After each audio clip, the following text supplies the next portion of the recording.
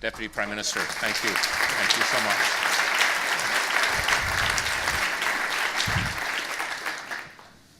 Well, thank you, Deputy Prime Minister, for being here.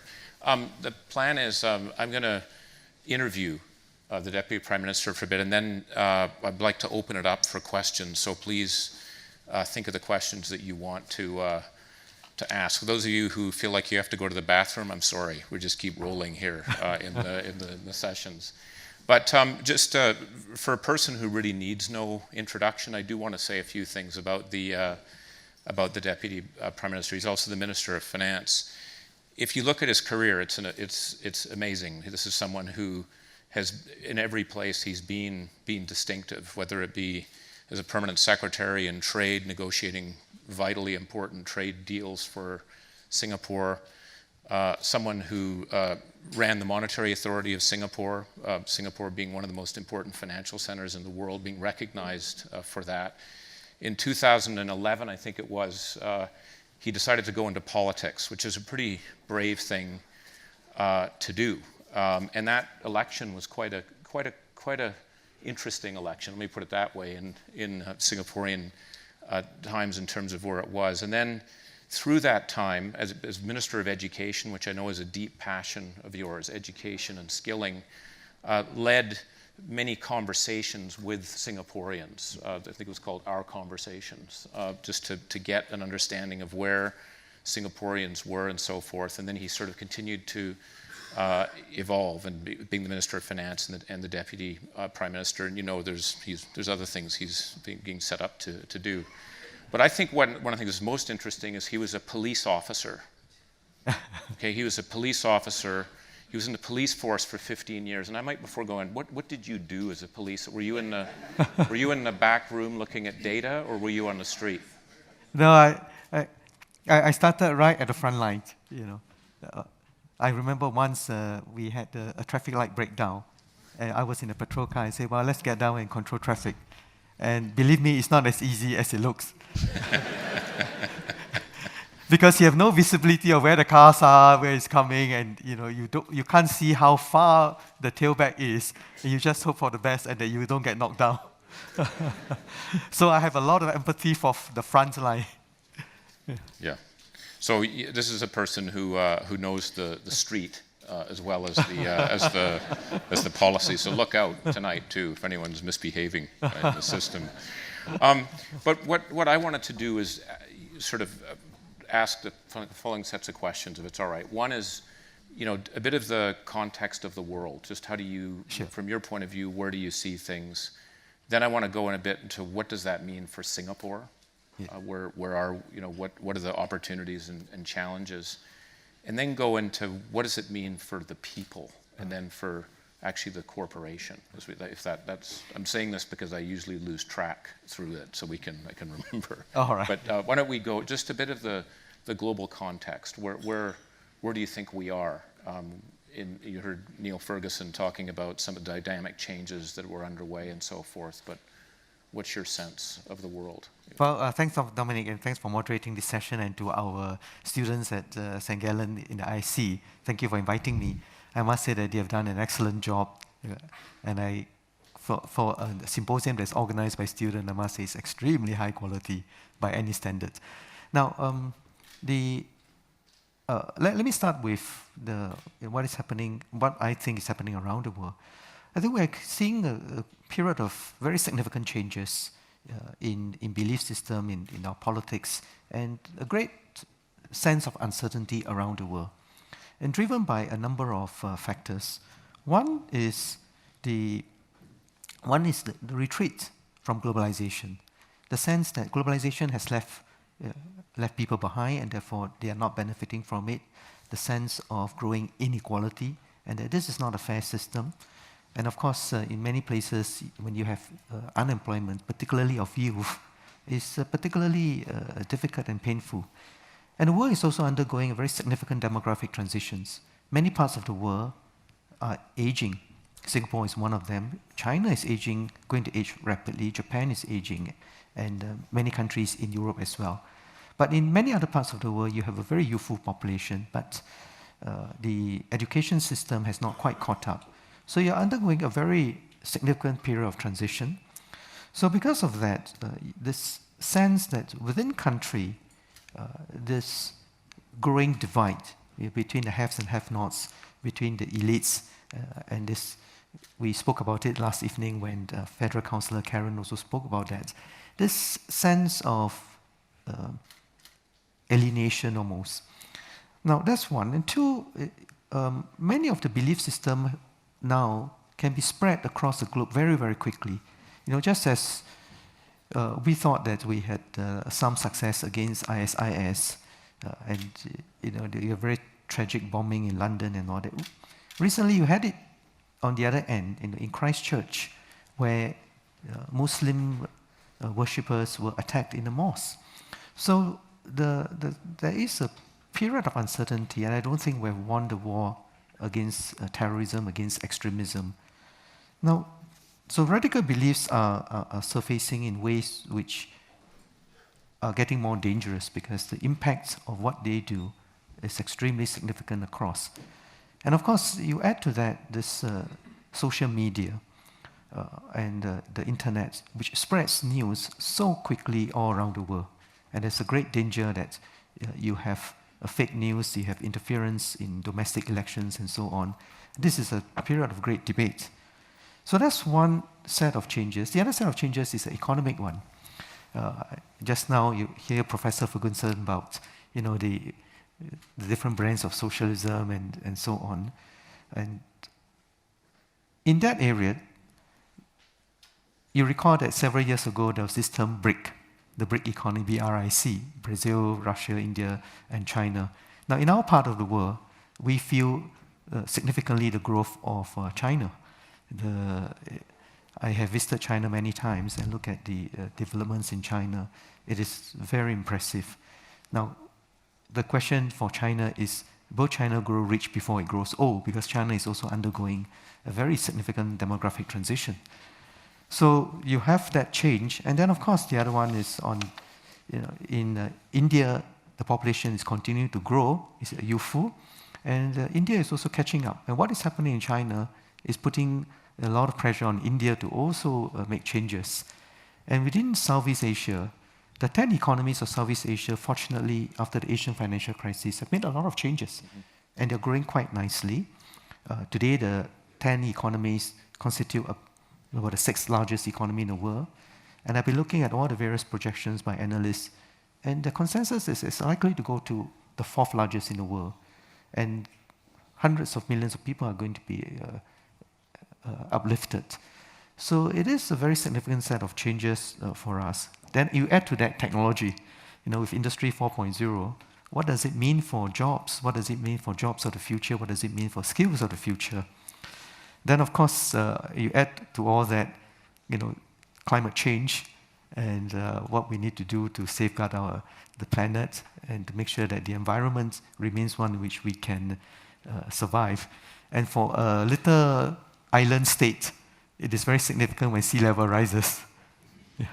So we are getting some help from the Dutch to try out building polders to see whether that may keep up some of the flood water. So a pretty calm environment that you're dealing with is basically what you're saying. Basic globalization being challenged, new sort of growth coming from new areas, rising inequality, yes, just a ton of change. Mm-hmm. And what about Singapore? And you've led the thinking about the future of the country, the councils on that, and recently it's now a tripartite group, including yes, labor and so forth. But where is Singapore going to play in that? Well, you know, early on, you know, you hear Professor Ferguson about how do we organize our economy? And we do believe in a number of key things. One is we do believe in globalization. Trade is 3 times our GDP, and so it's very significant. And 2, we think that the economic transformation has to continue. We can't just stop. But the key is how do we do it and not protect jobs, but protect workers? How best do we prepare our workers for the jobs and jobs of the future? And in that regard, we started this journey. I chair a committee on the future economy, And when the committee completed its work, I continued to chair a Future Economy Council. And the Future Economy Council, in both committees, we bring together the business leaders, the unions, which represent the workers, and our government agencies to look at how we can do this transformation together. And I think the work has been going on quite well. We looked at the economy and divided the economy into 23 sectors, which represents about 80% of the economy. And in every sector, we look at integrating 4 strands of work. First, jobs and skills. How do we prepare workers for the future? How do we redesign jobs and enhance skills of workers? 2, technology and innovation, because this is going to be a significant driver of growth in the future. 3, productivity. How do we raise productivity across the globe? Across the sectors. And 4th, how do we internationalize? The Singapore economy by itself is small, and therefore companies that are based in Singapore can use it as a base to get out to the region.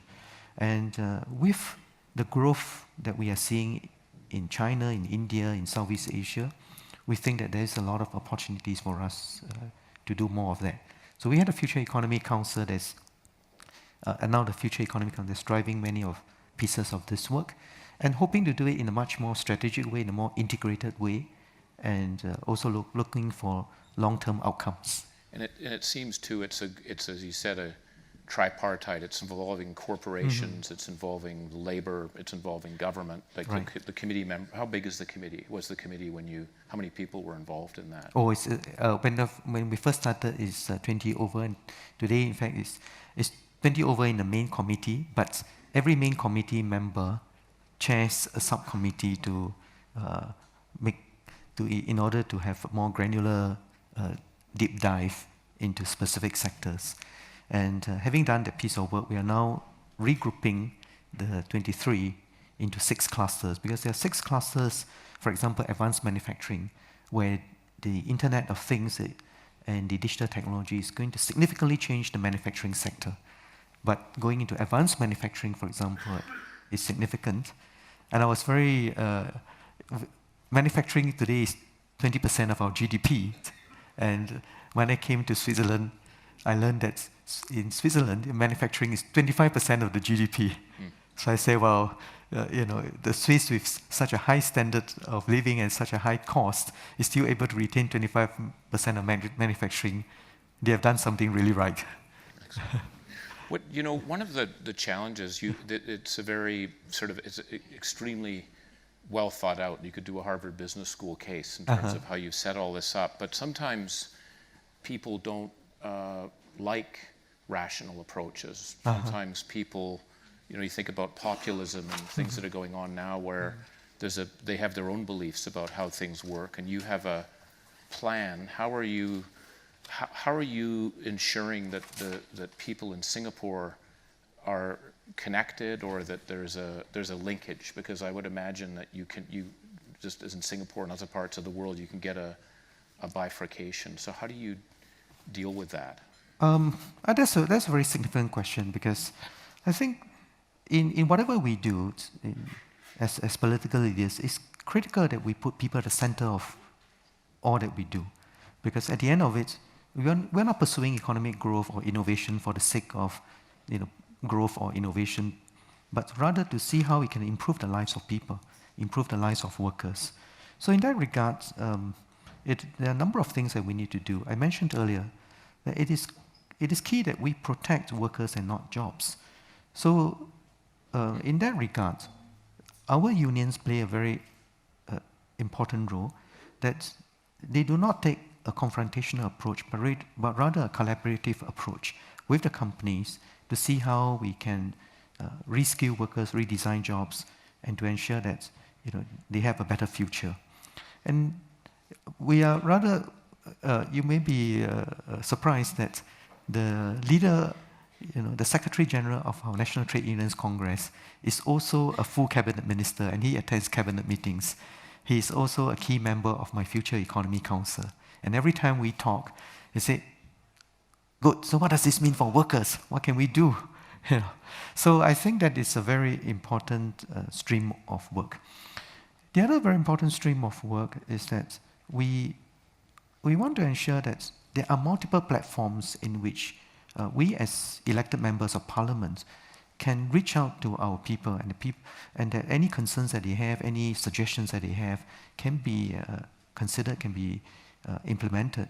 So for instance, every member of parliament in Singapore spends one evening a week to have a Meet the People session where our citizens will come if they need some help or they have some issues to take up with certain agencies. We do that all the time. We spend a lot of time on the weekends walking the ground, going to neighborhood centers, going to food centers, hawker centers, to talk to our residents and to get a feel for how are people feeling.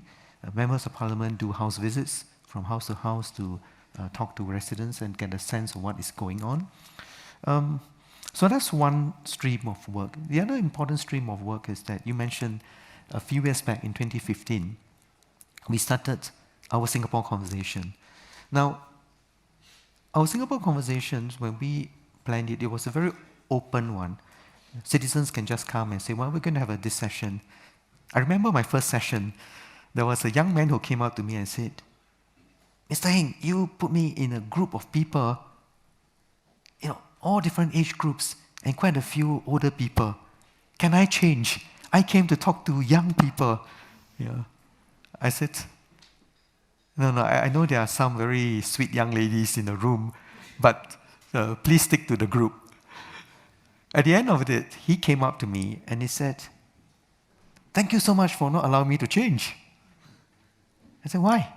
He said, well, I learned so much in this 1 hour of conversation because I've always been, in educational institutions, I have young friends, but I really didn't know that older people have such different concerns from us. And I have such a better understanding of the concerns of different segments of our population. I say, oh, that's wonderful. This is exactly what we hope to do. That among citizens, that dialogue promotes deeper understanding. So that's one part of it. And of course, we got some really good feedback about what are the concerns of our citizens. So one major area, for example, was that the older people were concerned that since they grew up in Singapore, when Singapore was developing, they don't have a lot of savings.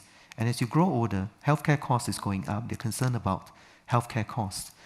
So we discussed it with the Prime Minister, and we came up with this thing called a Pioneer Generation Package. So for those born, just around the time of Singapore's independence, they get this package where it takes care of a large chunk of their healthcare expenditure. And then we went on to the second step, which is that to explain it properly. And so we got some volunteers from the community who will go around explaining to them about the package. And interestingly, the community volunteers decided that, well, why do we spend the time just talking about, healthcare costs? Why not spend time to talk about how to keep healthy? So they end up organizing activities for the senior citizens to come together. And because 80% of our population live in government-built apartments, it makes it very easy for them to come down to the void deck, and we created Neighbours Corner where they can come and enjoy activities together. So retirees and they come together to play games, to play sports, and to share meals, and that has been very useful. So we hope to continue with that this dialogue among citizens. And so our Singapore Conversation was very helpful in doing that. And then during the year when Singapore celebrated 50 years of independence, we had a series of activities where we provide a small amount of funding for citizens to organize activities to see what does independence and being able to determine your own fate means for you, and how do you celebrate.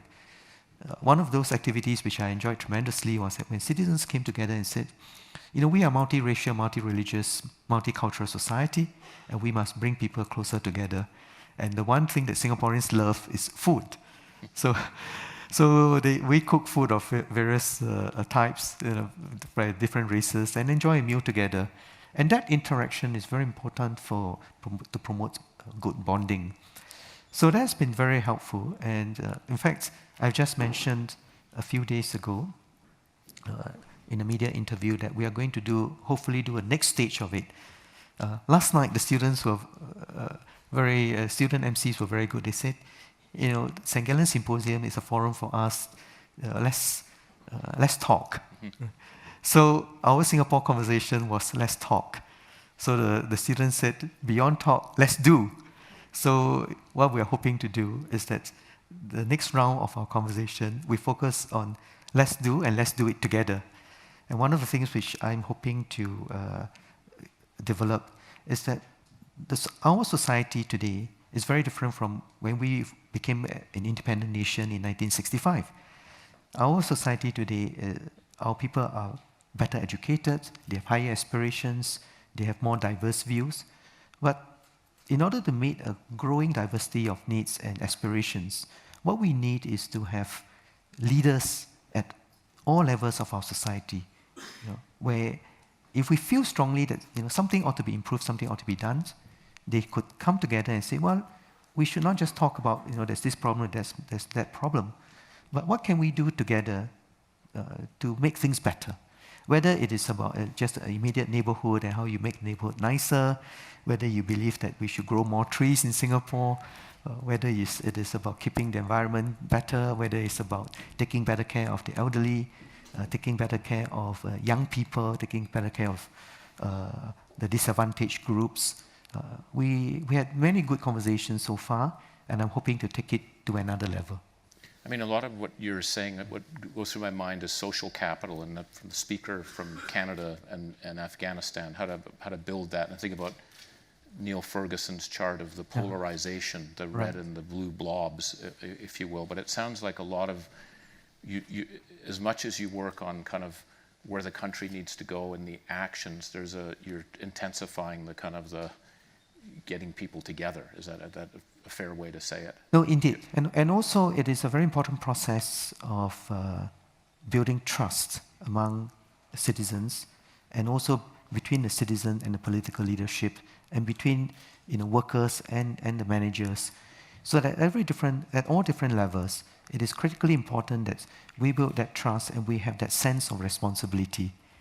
And on that, I would say that if you think about many of the issues that we are tackling, whether it's about climate change or global pandemics and so on, I think our sense of responsibility must extend not just to ourselves and the next generation, but even to generations unborn. That if you think about safeguarding the environment, it is not, we hope that our children and future children can continue to enjoy a better environment, better earth, and that's why on issues like climate change, on issues like taking care of the environment, we take it quite seriously. And I'm very glad that when I came to Switzerland, I met so many people who talk about it. I met so many students and spoke to them and said, what is the biggest thing that you guys are concerned with? And they said, well, environment is one of them. And I thought that is great. Excellent. Yeah. I just want to ask one last one, and then please, we'll turn the lights on to any questions that you want to ask. Put your hand up, we'll get a microphone. Right. With that context, you're talking a lot about the change in the world and Singapore's role and the need to kind of get people together, and you talked about reskilling and so forth. What's the role of capitalism or the corporate? We think about the overall theme, capital for purpose. What, from your vantage point, what is the role, and has anything changed? Should there be a broader responsibility? Should people just stick, we're there to create, services and new products and so forth and get on with that? Or has that changed, and has your view changed? Well, I think that it's very good that this symposium is about capital with purpose.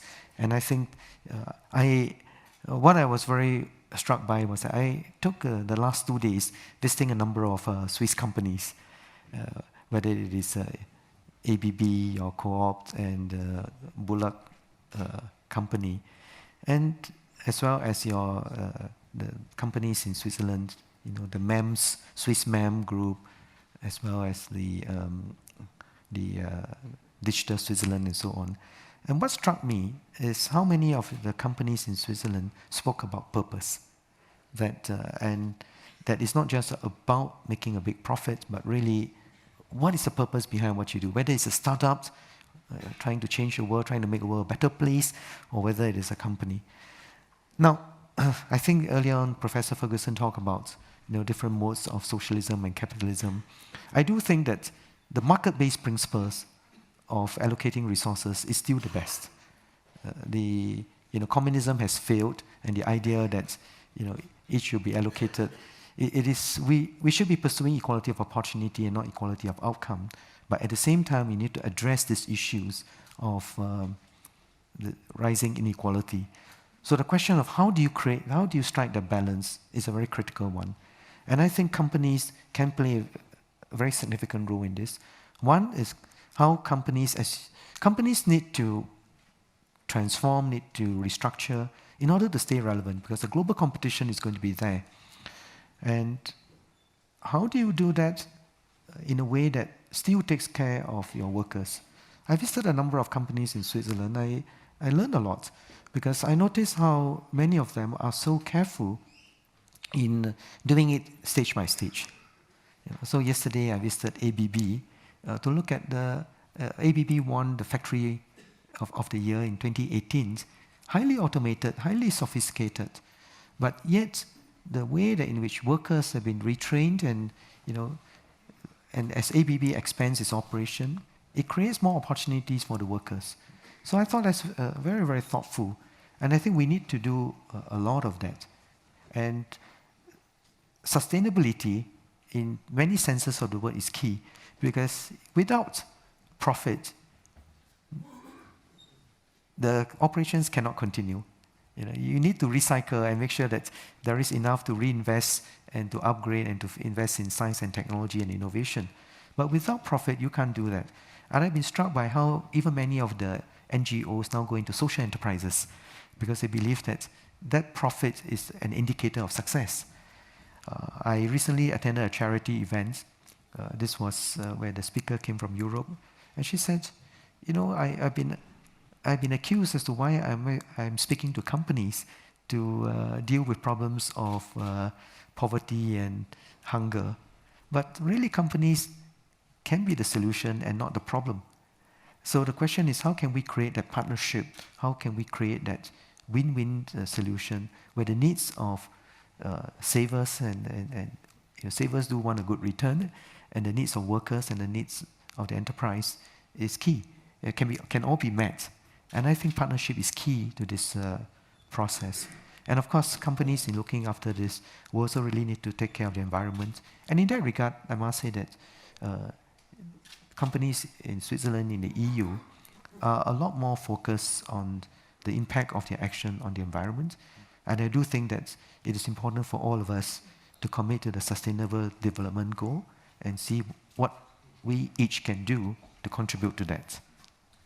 Excellent. Thank you very much, Deputy Prime Minister. Yeah. So I'd like to now open it up. We have probably time for 3 questions or so. Is that all right, Beata? Yeah. Right here.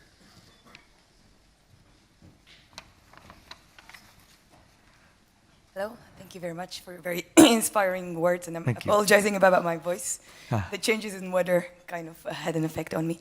My question is, I really like that you mentioned the issue of trust, because this is a word that also resonated during our conversations in the previous 2 days among the leaders of tomorrow. So my question would be, what actions do you undertake to build trust of your citizens towards the government, for example? Because this is an issue in my region. For example, I come from Central Eastern Europe, and here we have a real breakdown of trust of citizens towards authorities. So this is something I would like to maybe ask you, what do you do, and has it worked? Thank you very much. Well, thank you. So a number of things that we are doing. One is, I mentioned about the conversation that we have with the residents and the significant amount of interactions that we have with our citizens. So as a minister, I'm a minister by day and also a member of parliament by night and over the weekend. So I spend a lot of time going to my constituency, talking to my residents, talking to them, and not just me. All members of parliament in Singapore do a lot of that. And of course, we have helped by a number of volunteers who believe that in what we do. So they help us to gather a lot of feedback. And now today with the Facebook and the email, every day I get lots of email and Facebook messages from residents who say, "Well, I have this issue, I have that issue. Can you help me with it?" So that is at a micro level a way of doing it. And we talk about the Singapore conversation and what we're hoping to do. That's another important way of building trust. And a large part of it is really working in partnership. So for instance, when we did the work on restructuring of our economy, we have business leaders, we have business chambers, trade associations who have a large membership, and they, together with the unions, we come together and talk about what we should do, what we can do. And one very important aspect of it is really outcomes. Now, we try our very best. In fact, in Singapore, started by our founding Prime Minister, Mr. Lee Kuan Yew, is that you never, in any election, during the election period, promise things that you cannot deliver. Yeah. Because it is very easy to promise, but it is not easy to deliver. And credibility is important. What we promise, we must do our very best to deliver. And I must say that by being outcome-focused, we have done well, even if it is something which is unpopular. Yeah. But we believe that it's better to be honest with our citizens than to say that it's not a problem. So for instance, I've done a number of things which are very unpopular. One is I've announced that we have a carbon tax which I announced 2 years ago. It's kicking in this year, 2019, because we want to signal that we take climate change seriously. 2, I've announced that I will have a tax increase of our GST from 7 to 9% between 2021 and 2025. So some people say, you're mad to announce a tax increase. I announced it last year. To announce a tax increase so far ahead.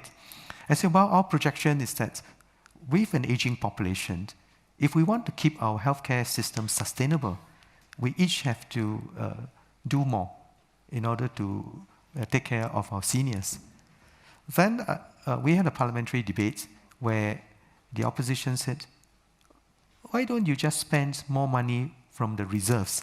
Because the Singapore government has an official reserves. And I said, no. And I explained to you why I said no. Because in our budgets in the last few years, it was not corporate income tax, it was not personal income tax, it was not goods and services tax that yielded the most money. The single largest component for our expenditure was an item called net investment return contribution. And net investment return contribution under our constitution is 50% of the returns from our reserves. Yeah? We can use up to 50% of the returns from our reserves that is smoothed over a number of years. And in order to use that, we have a constitution where elected president will provide a check. I have to submit before I'm allowed to even table a bill in parliament for our budget for the year. I have to brief her and I have to send a statement to her that to the best of our estimates, we will not touch past reserves because this is meant for future generation. It is a future fund for future generations.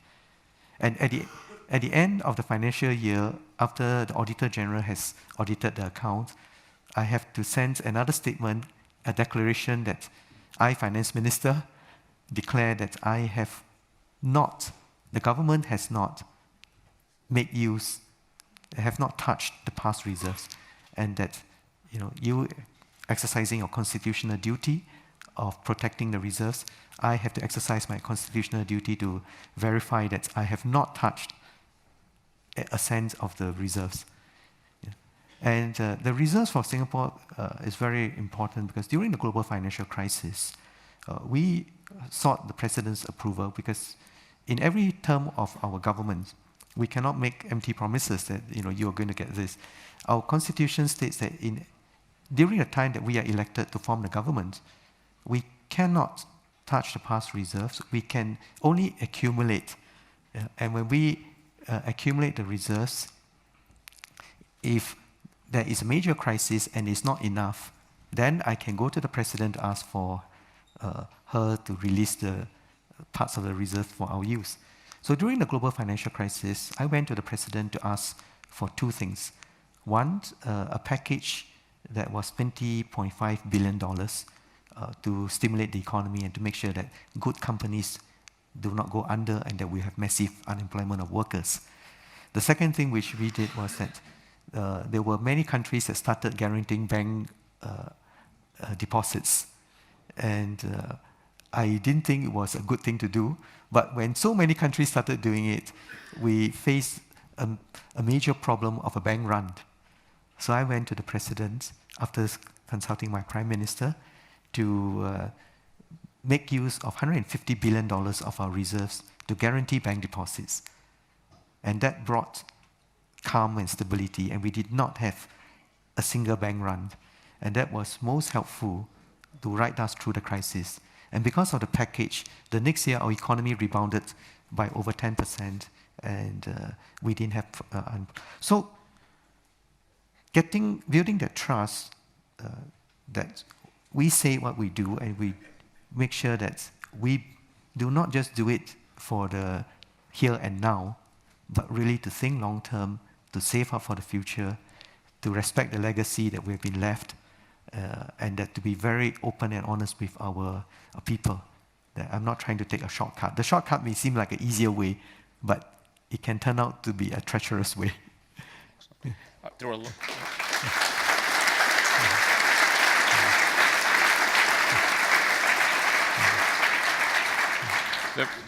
we're running out of time. There were a lot of hands. Can I suggest we take two questions together, and then we'll hear both questions, and then you can answer both. Is that all right if we do it? So over in the far corner. Yeah. And then you. Yeah. Please go ahead. Thank you, Kacper Staraszczyk. Thank you very much for the discussion. Myself, I studied in Singapore, and I saw the fruits of Lee Kuan Yew transformation. And I have a question about lessons learned, especially with the motion of the first panel and the role of the state. What are the lessons learned, and what could have been done better, if anything, by the Singaporean government? Thank you. Okay, thank you. And then a second right here. Hello, Mr. Heng.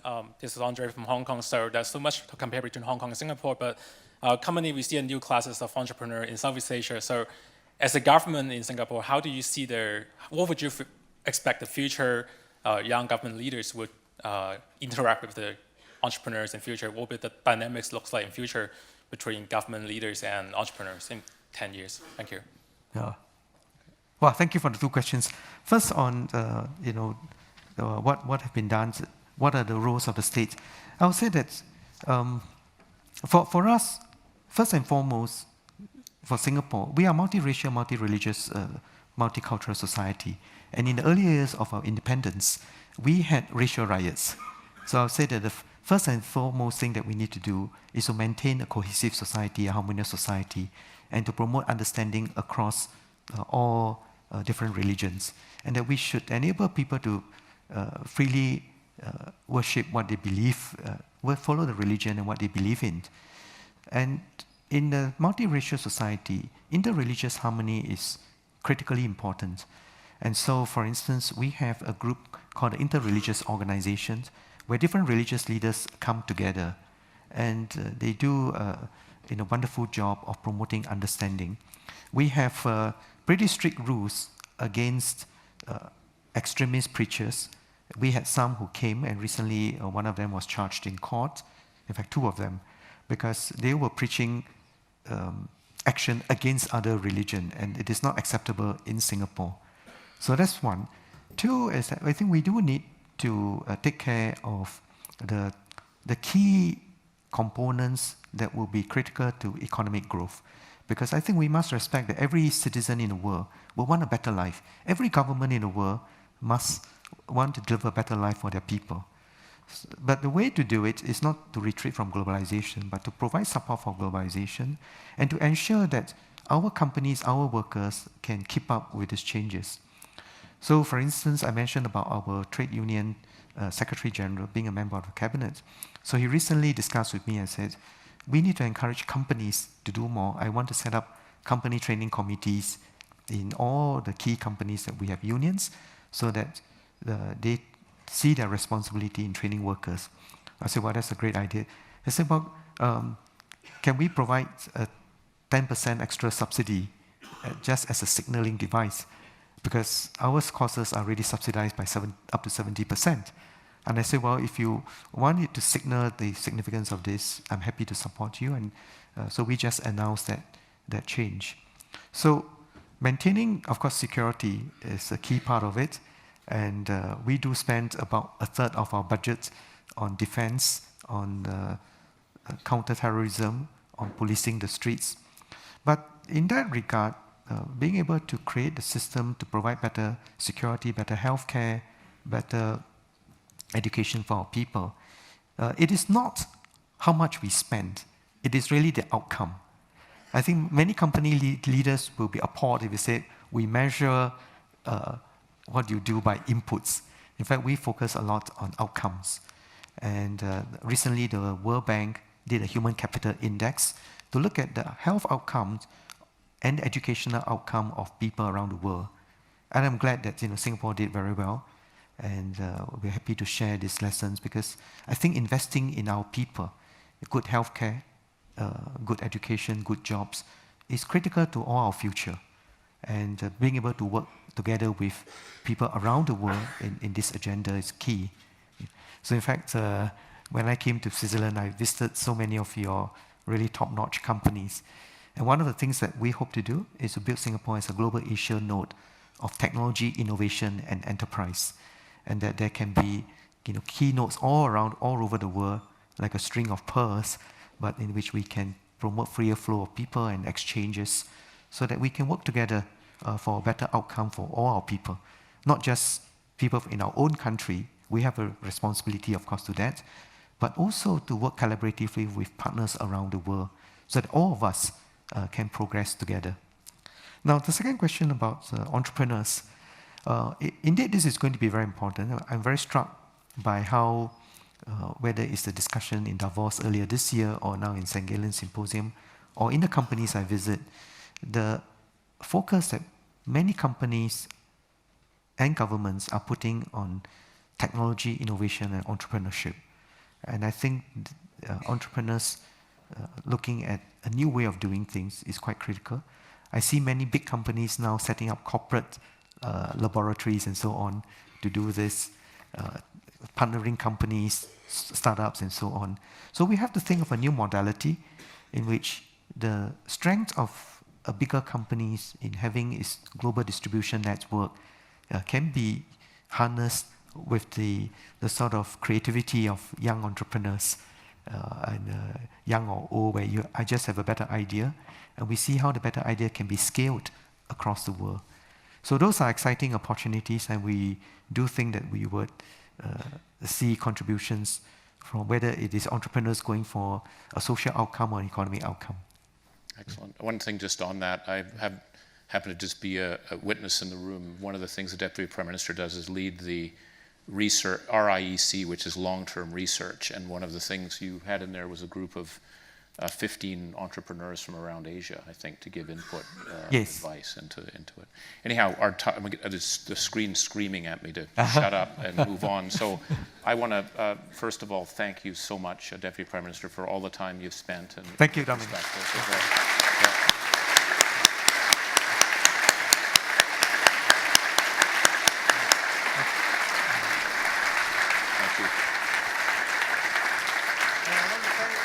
Dominic, for being a member of our research council and helping us to see how we can turn research results into outcomes. Right. We have a break until 10:30, so we'll see you back at 10:30. Thank you, Dominic. Yeah. Thanks. Thanks again.